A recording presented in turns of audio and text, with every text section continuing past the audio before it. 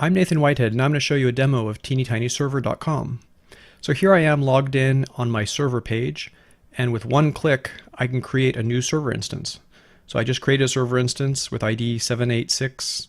If I click here on the console button, it attaches me to the console output of the server. You can see there's a banner and then there's some example text.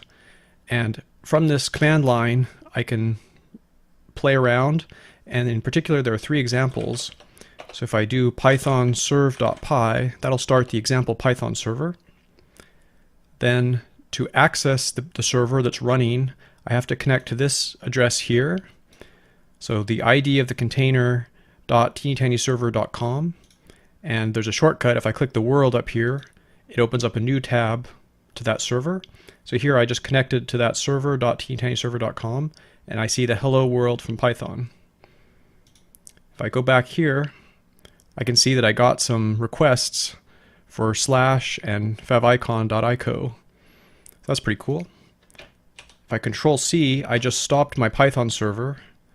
And if I go back here and click reload, it'll give me an error message because the server is no longer running. And you can see that Nginx, which is the reverse proxy I'm using, will give an error.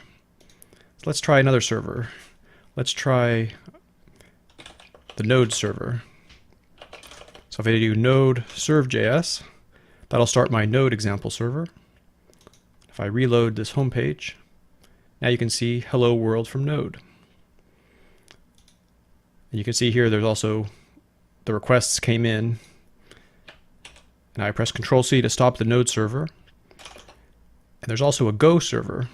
So if I do go run serve.go, I just started my Go server. It actually compiled it, so Go is a compiled language.